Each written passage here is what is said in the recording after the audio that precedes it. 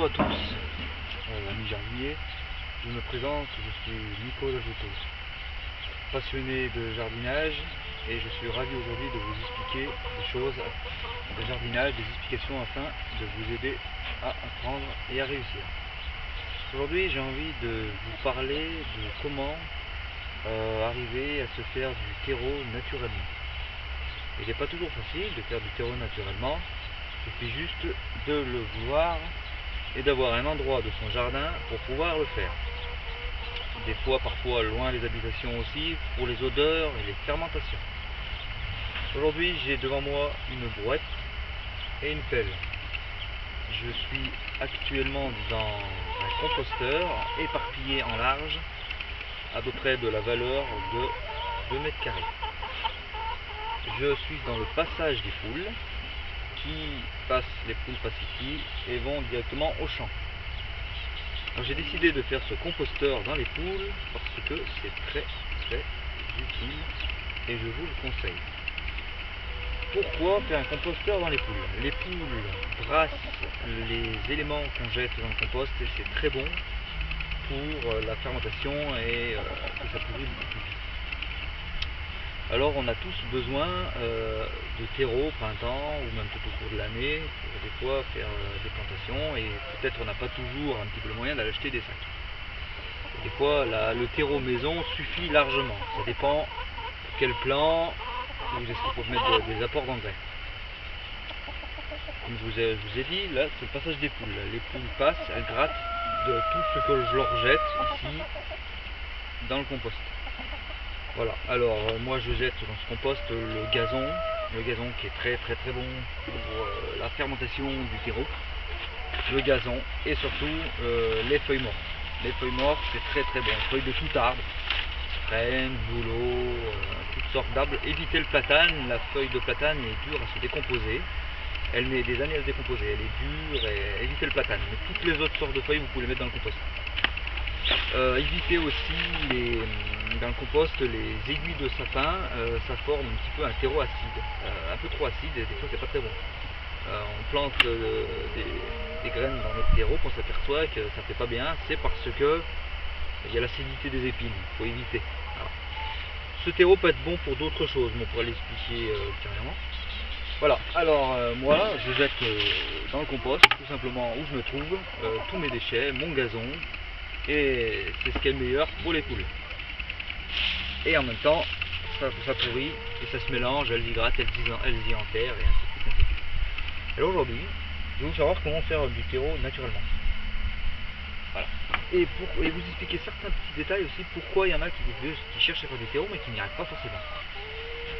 Alors j'ai pris une brouette tout simplement, avec une pelle de chantier. Et j'ai trouvé une grille en ferraille, une grille avec des mailles de à peu près d'1 centimètre qui va super bien. Je la mets sur ma brouette et où je me trouve, parce que les poules elles éparpillent, hein, les poules c'est un petit peu bordélique comme on dit, alors elles grattent, alors je pose.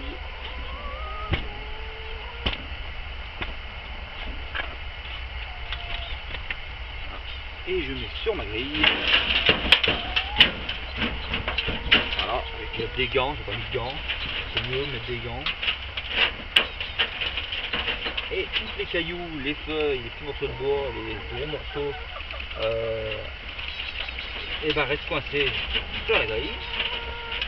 Je les remets par terre et elle se décomposera des autres années, et ainsi de suite. L'avantage de faire ça dans son compost, c'est que ça tombe où ça veut. Et voilà. Et hop. Et de l'autre. De l'autre. De l'autre.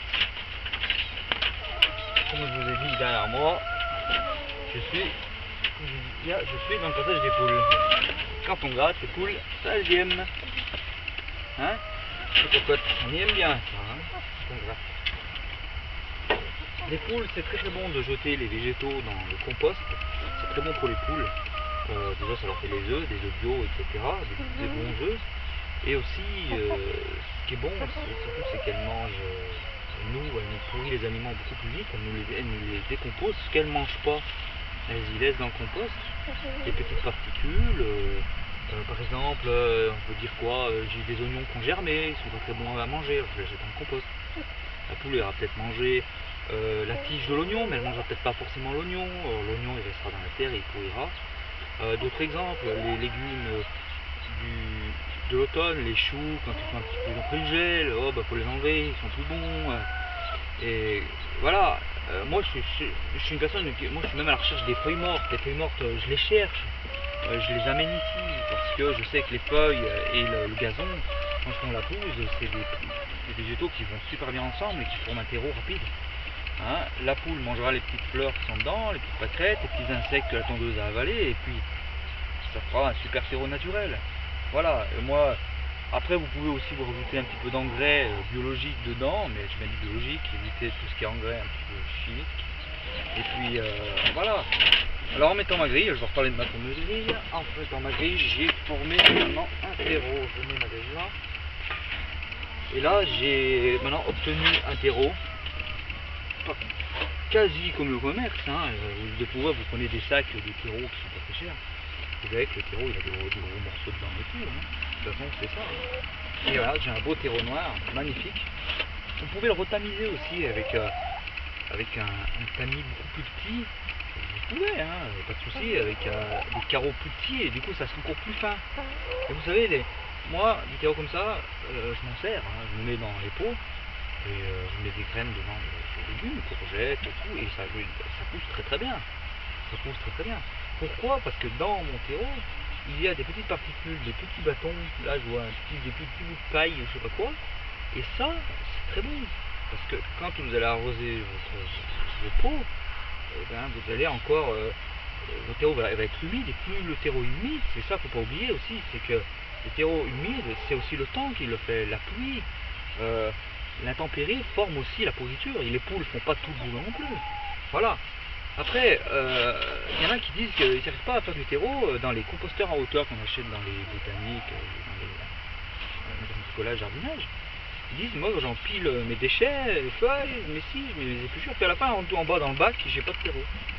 Alors, on n'a pas de terreau, il y a beaucoup de personnes on n'a pas de terreau, c'est parce que quand les déchets sont trop empilés en sandwich, ils pourrissent moins vite que s'ils sont étalés.